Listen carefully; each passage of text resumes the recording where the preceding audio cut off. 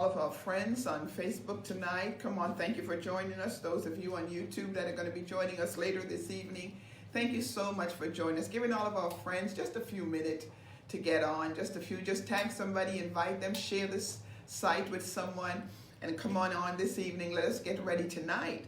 It's our second part of our marriage and relationship series. So we're so glad. We're just so glad that you're joining us tonight in our series. Thanking you so much for being a part of us tonight. We're just excited about what you are happening for you, what's happening in your relationships. So we just want to take a little time tonight to just kind of recap what's going on. Just kind of recap what's happened last week, giving everybody a chance to come on. Come on, invite someone to come on and join us. Be with us this evening. We're giving you a few minutes and then we're going to go ahead and get started. So we're thanking God for tonight. Hope you all had a good time last week listening to us. We got a lot of your questions. We're planning to answer as much of them as possible. We got some from YouTube. We got some from also Facebook. And we're going to try to answer as many of your questions as we possibly can. So let's just recap a minute before, Pastor Neville is going to be here with me tonight.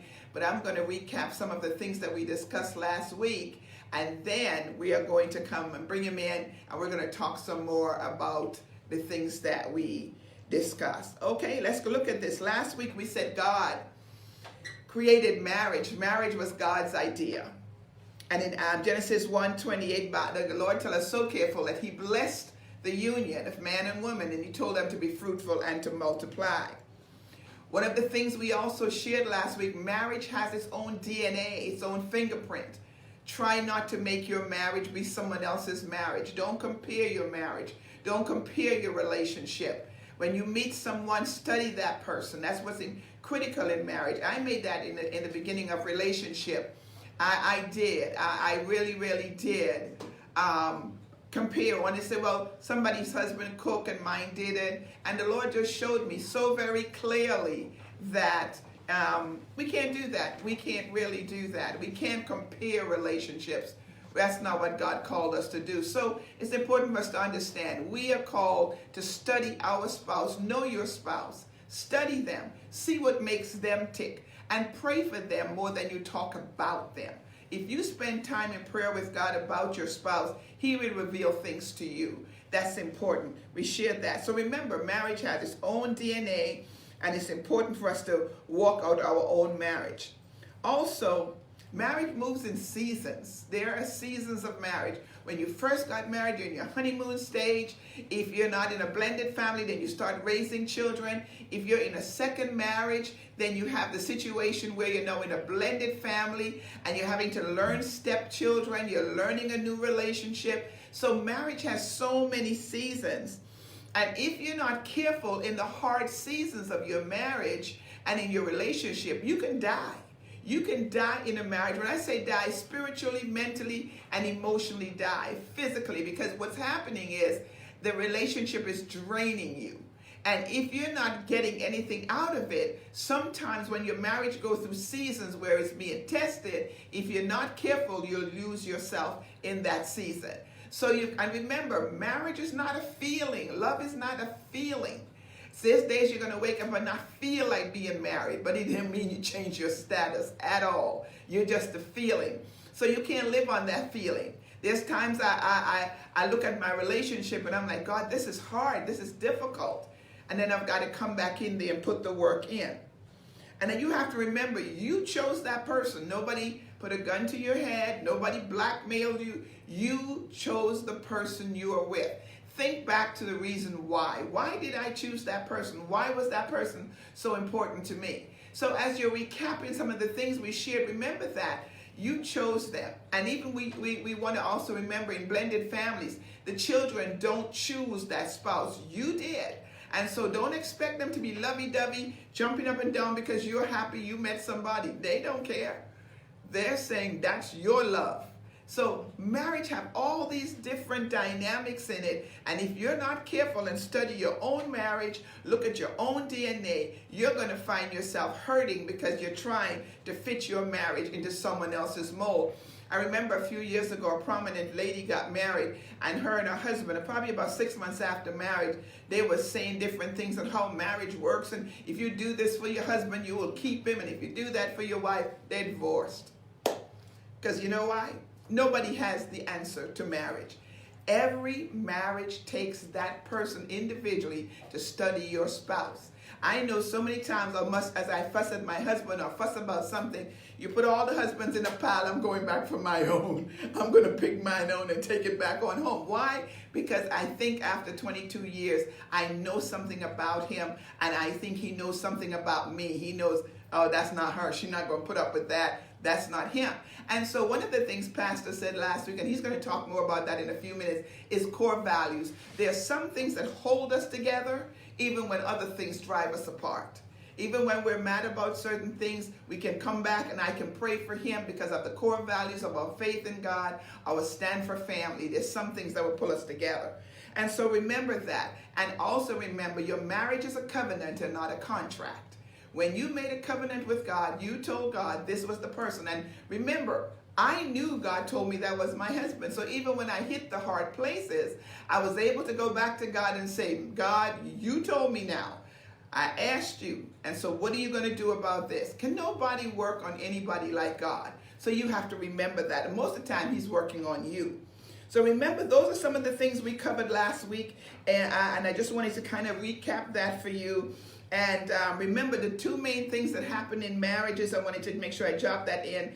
Finance and communication. Most marriages struggle because of lack of communication. People shut down, don't want to talk, or they're fussing over finances. Those are some of the two things. And the third one in blended families that causes marriage many stress is children. Whenever there's children in the marriage from a blended family, that's the third thing that causes stress on a marriage. So listen, we're going to see how we're going to take each of our relationships and make it the best that God has for us. Well, Pastor Neville, come on in. Let's talk tonight about marriage. Well, like I said, it's been over 21 years of marriage that we've been together, and I think we still like each other. You still like me? Let me think. Yeah, so after 21 years, we're still liking each other, still talking to each other, and that we're grateful for. Well, someone asked for Pastor Neville to answer the question about his core values. When you said last week we are able to connect together because of core values, what did that mean for you? Well, thank you again for the opportunity. My dear wife, I'm thinking about it, I still like you. Usually when she asks me if I love her or like her, I say, let me think. And then when she starts to grumble and complain, I say, you want me to think before I answer, don't you? Well, core values, I can use this illustration for you to be able to understand what I mean by that. Every single one of us as Christians believe in the 10 Commandments. The 10 Commandments are a set of values that God has given to the human race, and especially us as Christians. So if you are considering friendship, or even someone is interested with regards to pursuing a marriage relationship, these are the things that you have to identify and have clarity on with regards to the values of the person that is interested in you or would like to take the relationship to a marriage covenant relationship. Then one of the things that you have to consider that will be talked about, will be dealt with in premarital counseling, is the values. If you believe in the values of the 10 Commandments and the person who's considering you for marriage is not honest and doesn't believe there's any issue with telling a lie or any of the 10 Commandments, it's not an issue to steal, or it doesn't matter if I gaze down that girl over there, I'm not touching her. Or it doesn't matter that I'm swooning over that guy and I just like that guy. I'm not touching him. If their values don't match your values, then it's a red flag. It can't happen.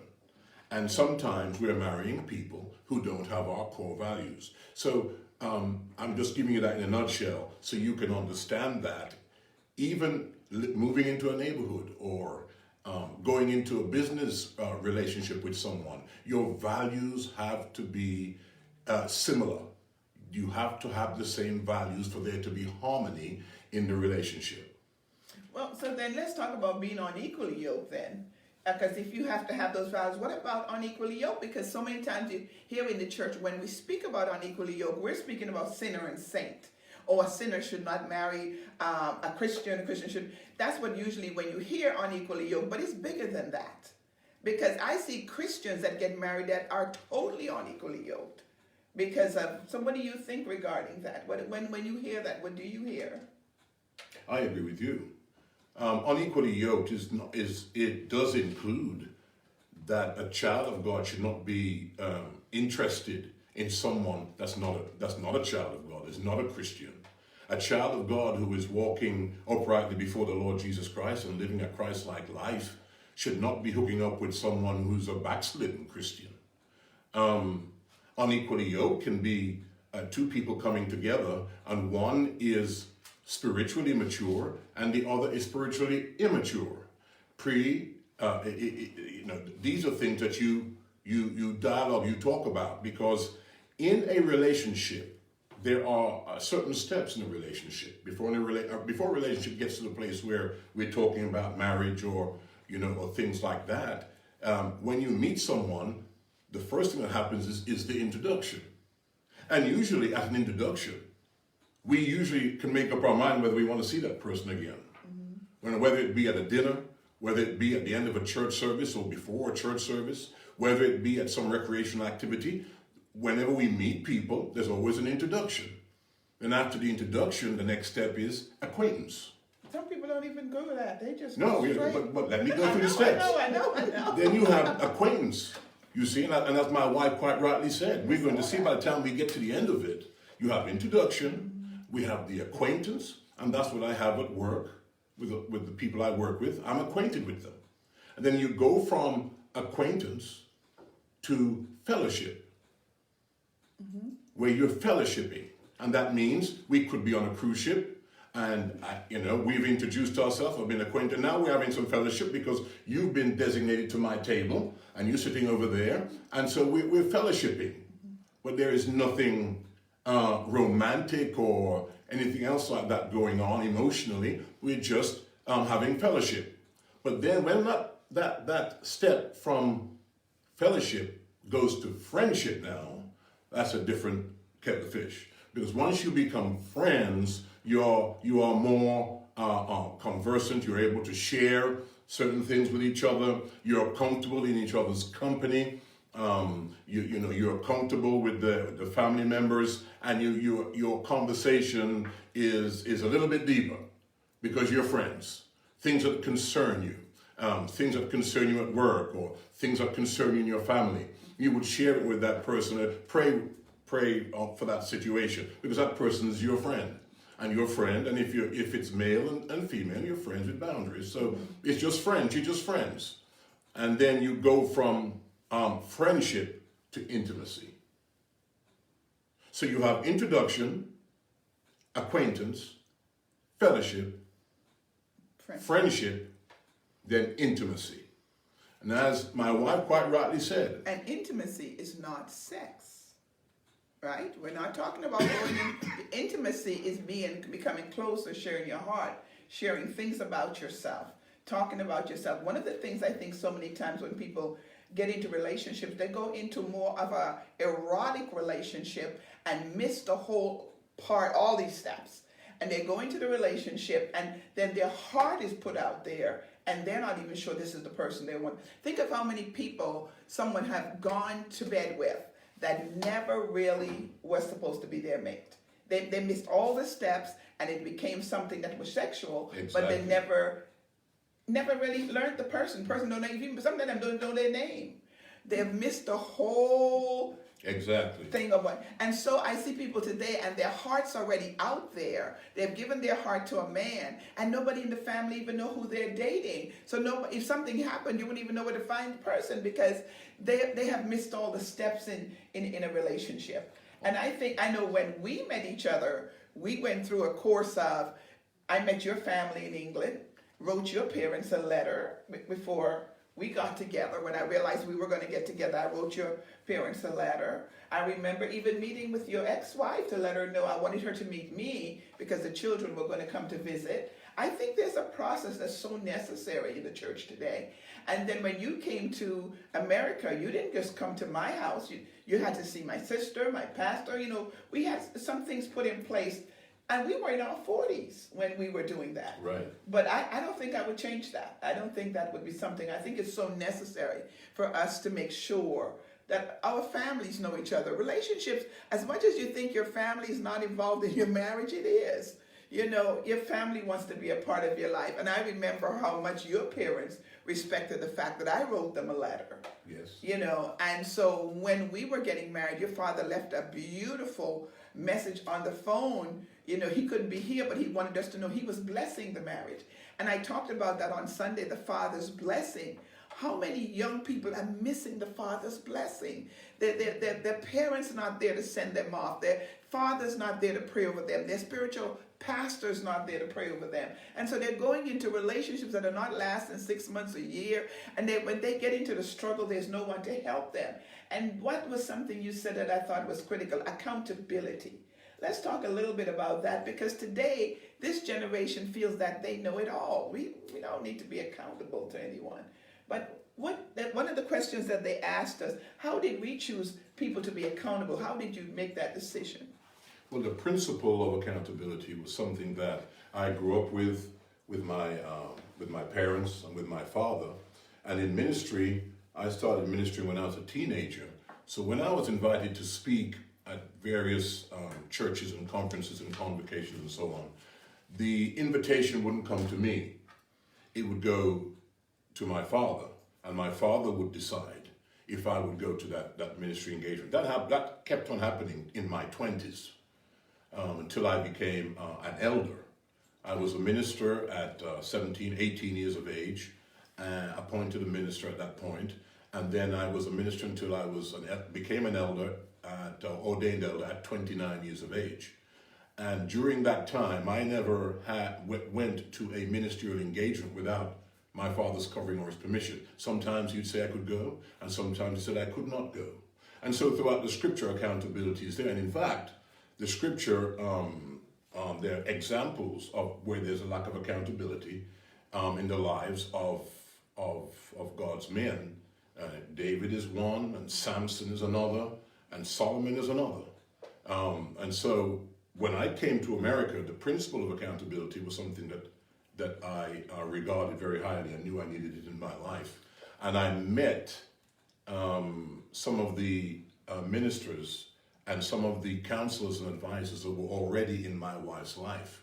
Now, up until that time, I didn't have anything to do with any kind of inner healing or counseling before I came to the United States. I had pastoral counseling from great men of God, both here in America, were counseling me in England, and also in England. But when it came to, I had counseling with regards to marriage from those men too, and women too. But when it came to one-on-one dealing with my own personal issues and dealing with the issues of inner healing, I did not have that. Now, my wife had that and had been involved in that for so many years by the time she met me. So as I was being introduced to these people in her life, I was shaking their hands with my hands straight out.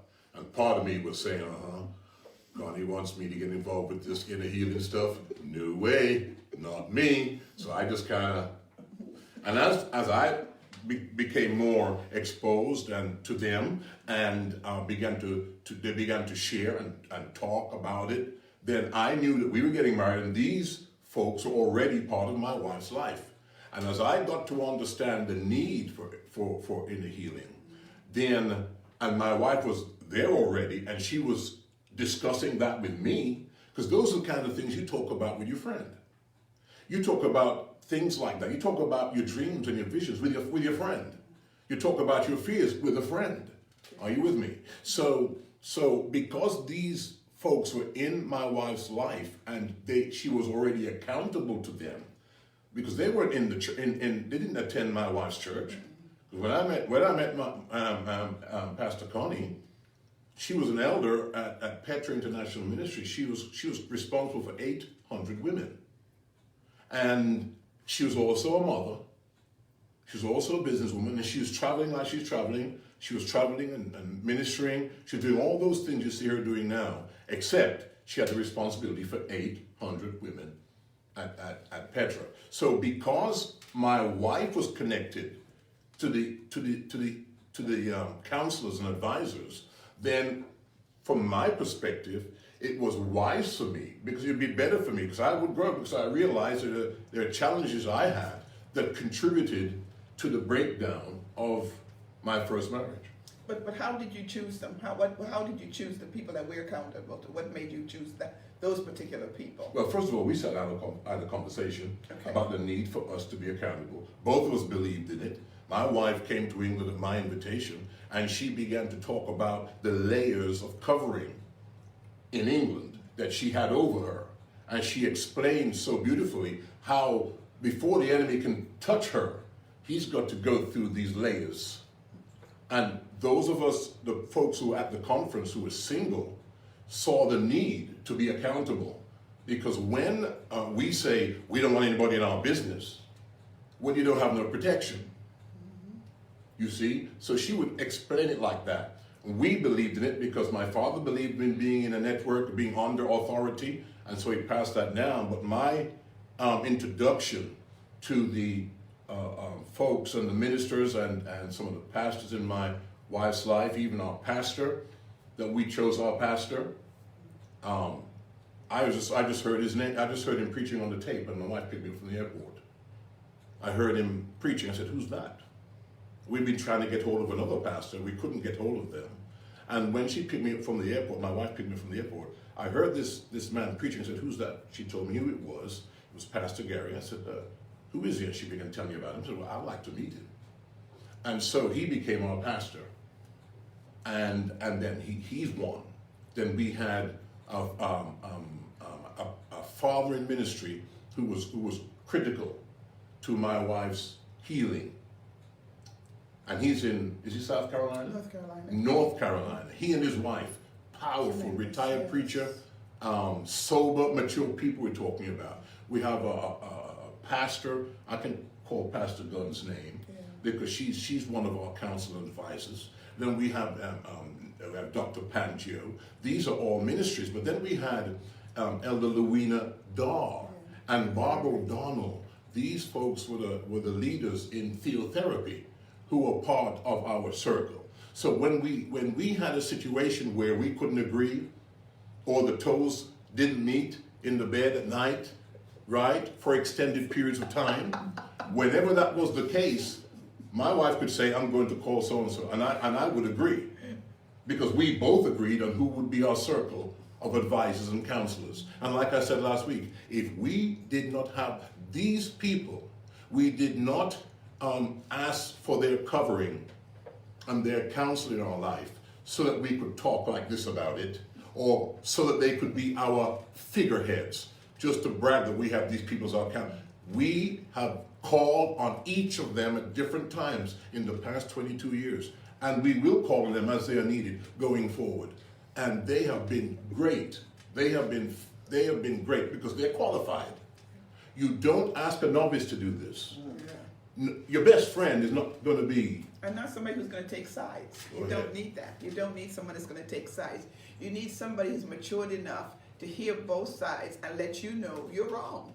You're wrong. Or I remember one time I went to Pastor Gary and I was upset with Pastor Neville.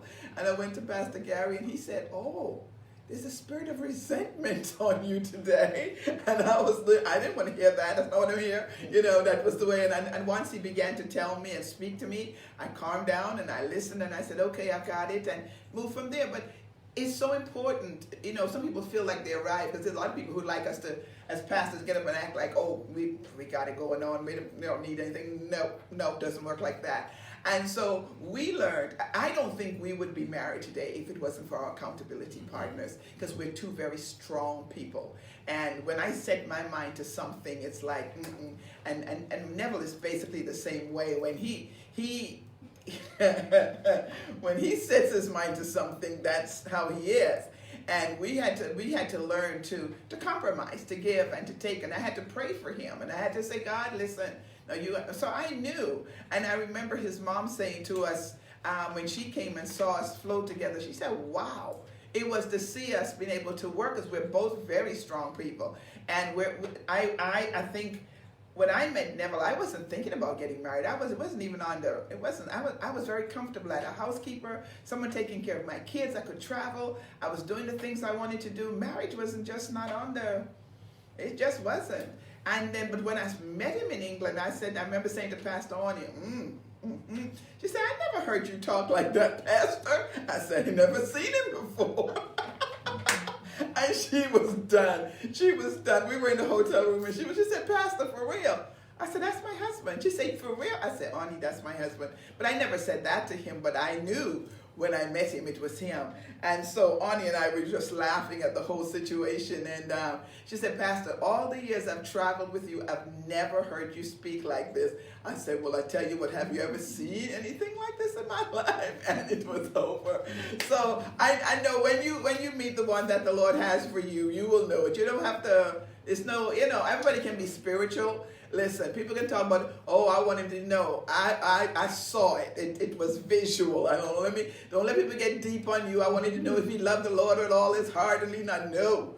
I looked and I said, my God, hallelujah. And I was good. I left England really happy, because I had connected with someone. And I said, "Well, I'll wait and see how he does." And by the time I landed back in America, he was calling. He said, the line that got me, Kathy, the line, he said, "You took something back in America that belongs to me." And I said, "I did?"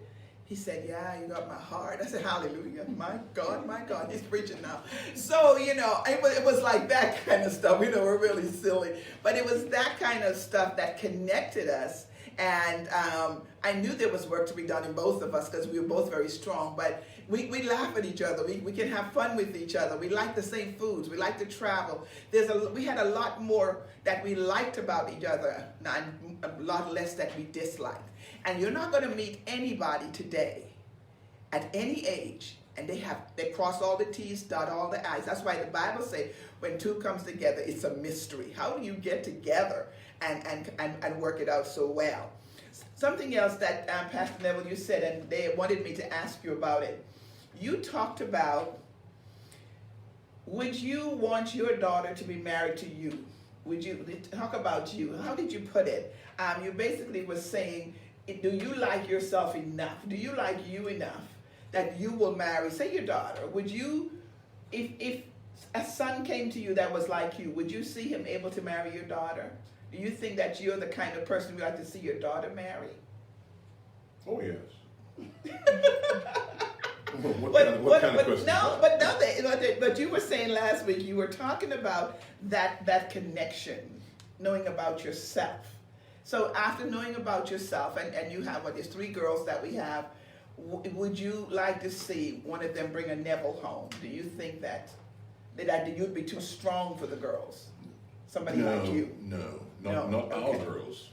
We raised our girls, so they could handle me. There is no question. They could handle me. Now, what I was saying last week was that that all of the effort and time that's putting in to trying to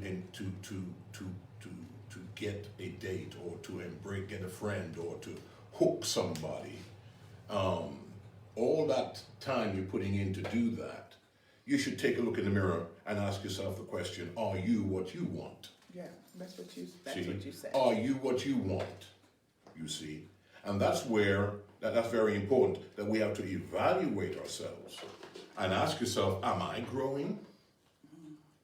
Because if you are not where you need to be, then you need to be working on you before you start throwing hooks out and throwing bait out, trying to hook somebody else.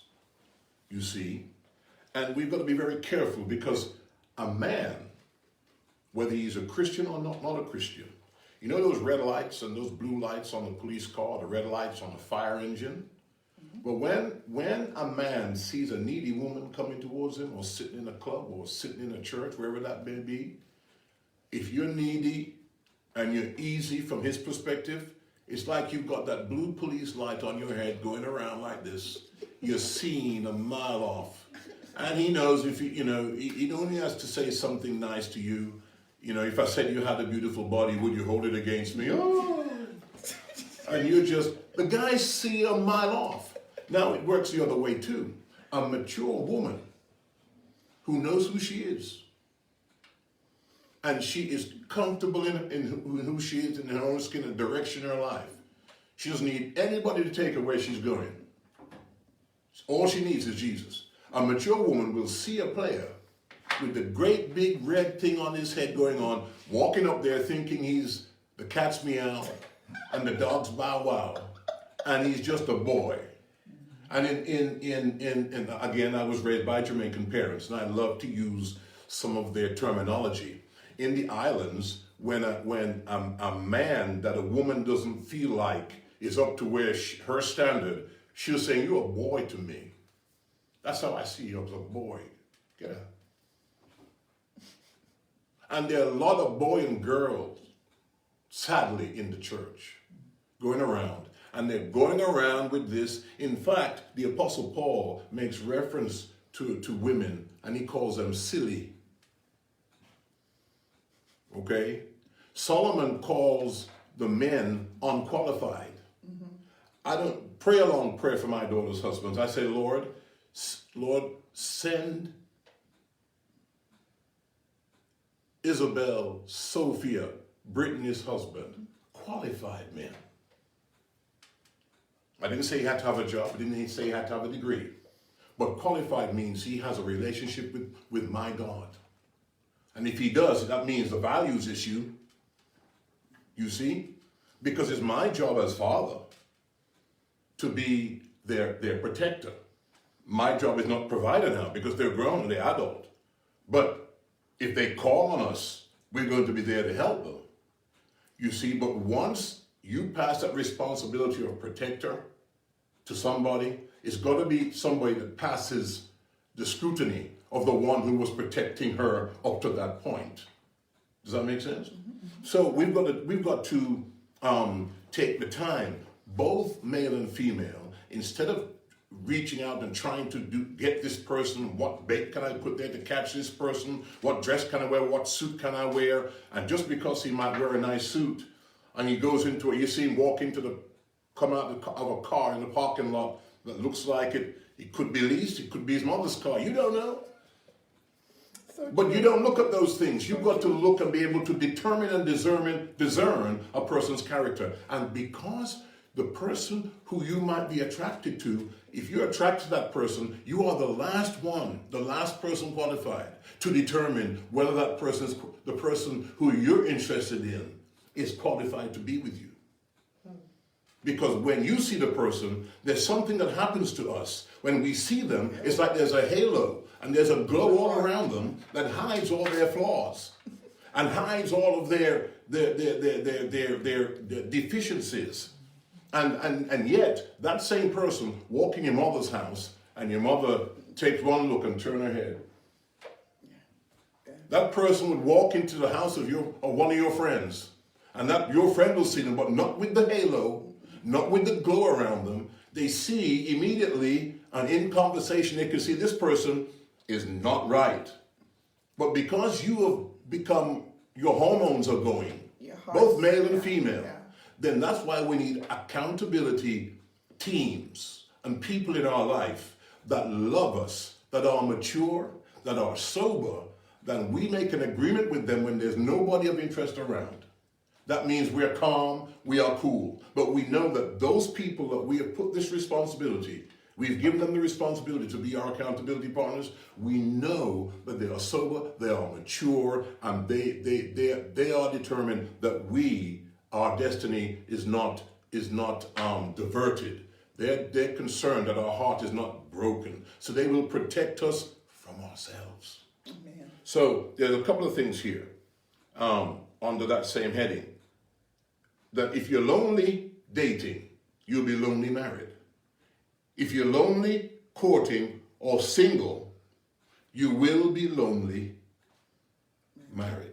So that means then, you've got to, are you growing in connectivity? In other words, are you growing friendships? Are you connecting with people? And being able to be from acquaintance to fellowship with people. Are you do have people, or you're a recluse? You know, it's very important. So then, are you healed is the question. Are you healed? Are you healed from a father wound, a mother wound? Are you healed from a sibling wound? Have you forgiven yourself from whatever you've done in the past? All these things have to be taken care of, because when you ultimately get married, you're going to have the clash, as my wife said, of two becoming one, and that becomes so much more intense when you don't deal with the things we're supposed to deal with when we're single. Are you emotionally stable? Because if you're not, and the other person is, then you're unequally yoked. If you're whole and she is not whole, or he is not whole, that's unequally yoked. Are your finances healthy? If not, what's the plan to address it? Everybody can deal with you with these issues, or even with your finances. Not everybody is qualified.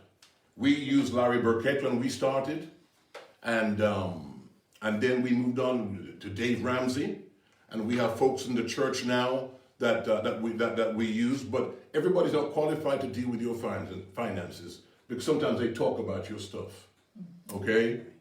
And you don't need that. That's why it's always qualified. There's a question I want us to make sure we answer. Address the benefits of counseling. It would be prior to marriage and during a marriage. What is some of the benefits? For me, it's the opportunity for an objective perspective from someone else's. Right. It also helps define expectations, because many times we come into a marriage and we have these great expectations. Oh, he's going to do this, he's going to do that. You know, we need to look at that. And how do we look at marriage on a daily basis? Do we talk about who's going to cook and who's going to clean, and who? When we get into marriage, we need people sometimes to help us organize, because you could be coming from a home where men don't cook or men don't wash or whatever, and I could be coming from a home where my brothers all cooked, all did whatever, and so we're coming together, and my expectation is that you're going to do the same things I saw my brother do. But then when you're not doing it, I'm like, well, what's wrong with you? Mm-hmm. Not realizing it wasn't the norm. It was my family's norm, but it was not necessarily. What do you think about addressing the benefits of counseling in a relationship? Counseling, according to the writings of Solomon, I believe it's in Proverbs 11:14. Solomon says, in the multitude of counsel, there is safety. Another place in his writings, he said, in the multitude of counsel, their purposes are established. So there is safety. Our purpose in life is clarified, and you have folks in your life that are, as it were, they are praying for you. And I heard that this illustration was given by Pastor Mike Hayes in Dallas about how you're in a boat, and if you can imagine in a rowing boat, and you're rowing, there's sometimes, if you're with a group of people, there's sometimes you get tired. There's sometimes you may even get weary. There's sometimes you might even get so discouraged and weak you can't row anymore. But if you've got, now when I talk about accountability, folks, in my life in England, that would be like my father and my mother, for example. Let me give you an illustration. Would you use them for counsel before or after marriage? That's what they're asking. But for counsel, who would you use? You're talking about premarital counseling? Pre or after. They say right. The question is, give them some idea how you see counseling as far as pre or after. Counseling is crucially important to the health of a marriage relationship, or with regards to the health of a single relationship. We need counsel, married or single. And the Bible definitely teaches that and emphasizes the importance of that. Your parents, if you have sober, mature parents, they are your life source. They know you more than anybody else. And my mother would have come to Pittsburgh, and she would come and she wouldn't say much, but she'd observe. But she would talk. Same thing with my father. And when they give advice and when they give counsel, I would listen to them because they're their life source. There were times they gave me advice and counsel that I didn't think was applied to me, but I didn't diss them. I listened to them, I honored them, but most of the time, their counsel was right on the money. So my father, buried my father, look forward to seeing him when Jesus comes back. I'm going to see Daddy again. But my mother, both of them played a big role. And take, for example, this counsel came from my mother. When my mother understood that I was leaving England, I was going to emigrate from England to marry my wife and live in England and live in America. When she realized that we were going down that road, I went to my parents' home, and it was just my mother and I in the home. Sorry? Okay. And just my mother and I were in the house. And my mother sat me down and she said, now, Neville, why are you marrying this woman? Why are you going to America? What are your reasons? What are your motives? Are you going over there because you just want to start a new life, or you just want to get away from England? She asked me a tough question. That was a tough question. And I was 40 years old. But she asked me that question. I sat down and looked my mother in the eye and told her the same thing I told my fiance at the time. When my mother looked at me and heard my answer, she was convinced that my motive was pure. Because she said, if you're not going over there to love and take care of this woman, don't go over there and mess her life up. Now, my question is to you. Who is in your life that could say that to you without you disregarding them or getting up or slamming the phone down, slamming the door as you leave? You need people like that in your life. In my case, my parents did that. I have friends who have spoken to me and drawn my attention to things I did not see the way that it should have been seen. And so we need those kind of people in our lives. I want to answer one question that came in. Someone sent us a question on sexual incompatibility, and they asked, could we discuss that? And the only thing I can say regarding that matter is that you have to pray about your mate before you marry them. Ask God to show you, to give God your list of what you want in your intimacy, in your sexual relationship. Those are things you bring before God. God is not going to hook up a champion with someone that's not. And so if you wait on God and you ask God, God will really help you. Pray about what you want sexually. Tell God what you want in a husband, what you want in a wife. Don't dismiss those things because they're very important in a relationship. And then once you marry the person, if the person needs to get help or they need to get checked out, maybe find out if they're sick, mentally, physically, emotionally, find out those things. That's why it's so important to ask those hard questions during times of counseling so you will have those answers. One other question, Pastor Neville, that was sent is that I want you to ask.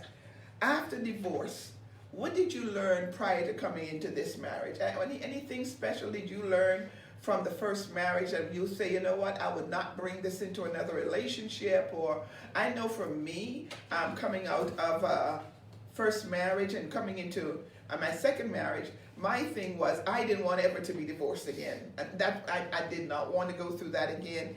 Don't like it, did not like having to go through it. And so from it, I said, well, God, make sure I work on me before I go into another. I wanted to make sure I was a whole person. Because I hear people say things like, you're better half. I'm not the half of nobody.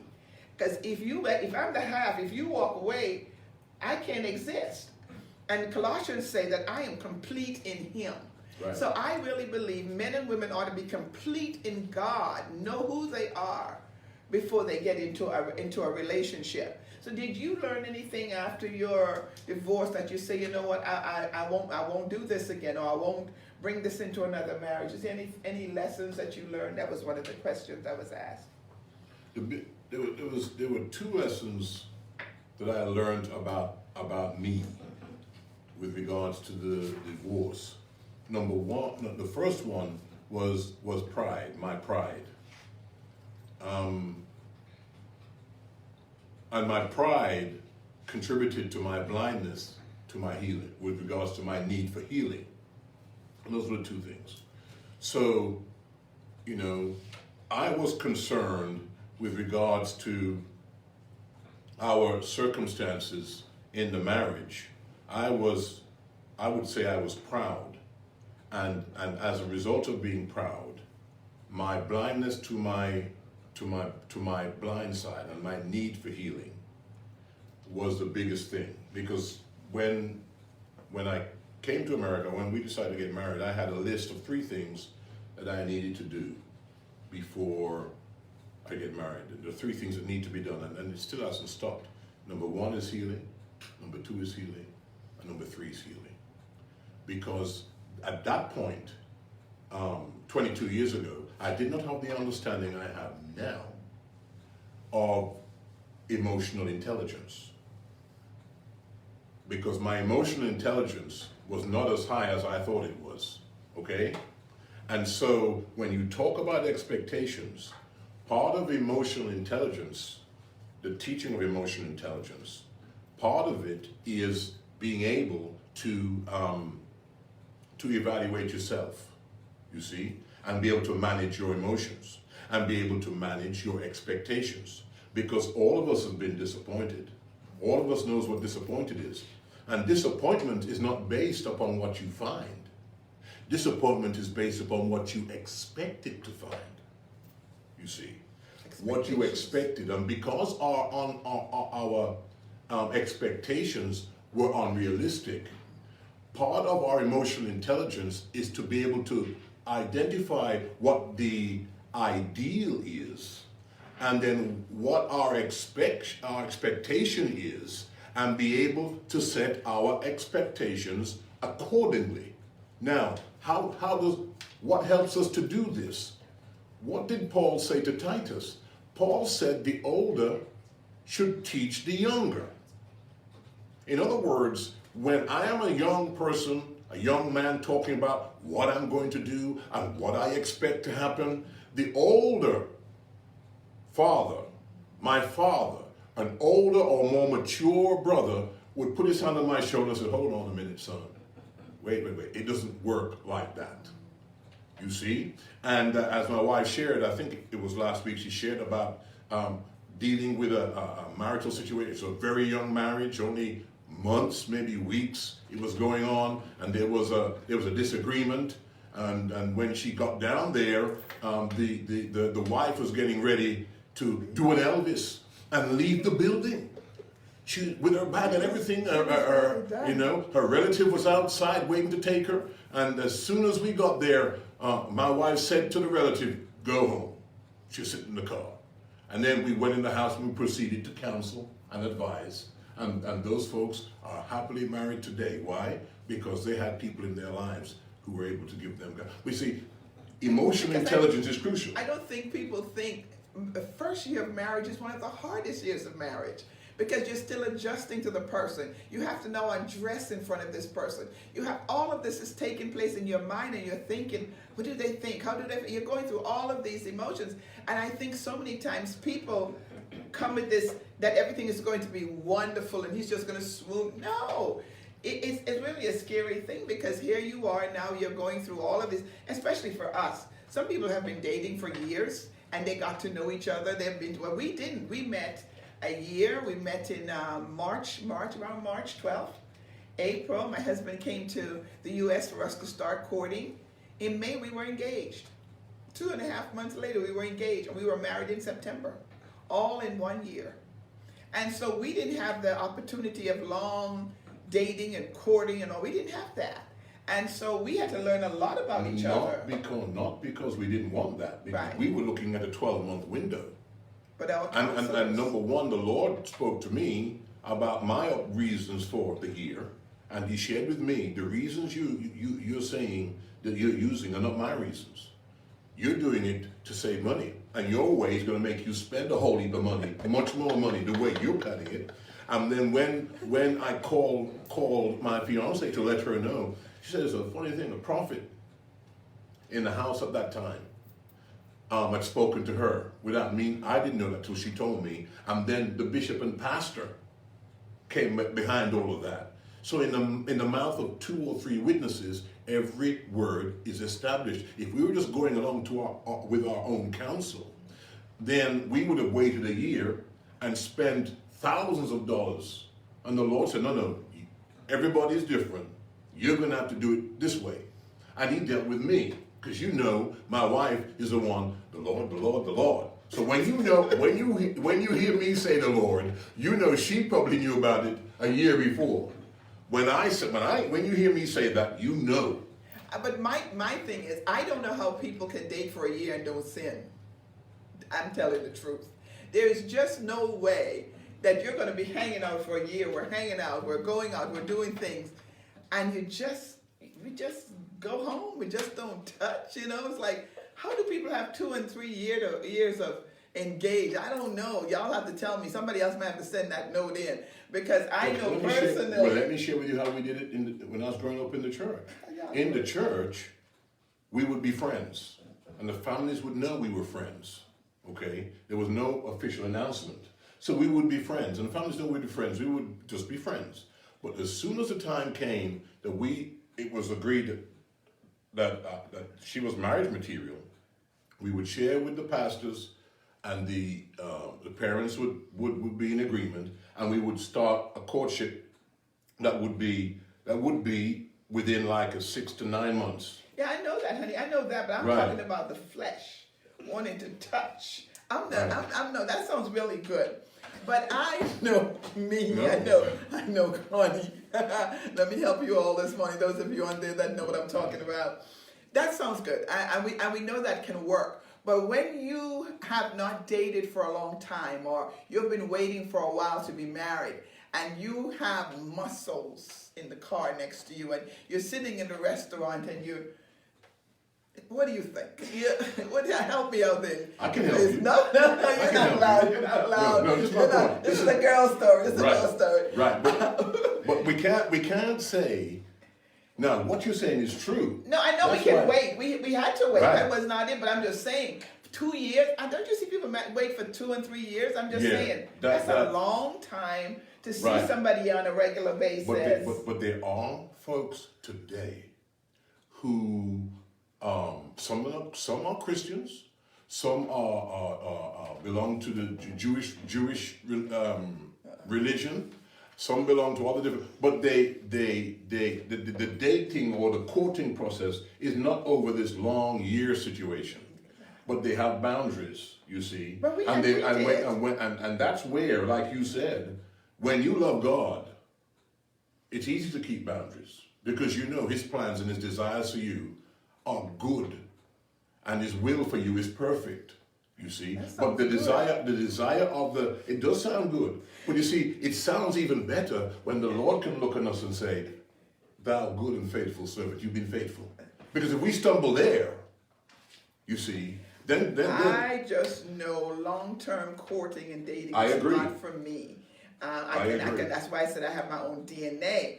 Because every time you picked me up, my heart went to choo choo choo, and I was like, my goodness, Lord. So I'm just saying, it sounds really good to say we can wait a year, but I think everybody has to know yourself, because you want to do it right. You want to make sure you're obeying the word of the Lord. But in the same token, I find, especially if you're a woman that has kept yourself, you're not sleeping around, you're waiting on God to send your spouse, and then you meet him, I need prayer. I needed much prayer during that time, because I tell you. That's why there was 3,000 miles of water called the Atlantic Ocean between us, because this is just an area that as we are talking about it, and we're lightheartedly about it, and what you're saying is true.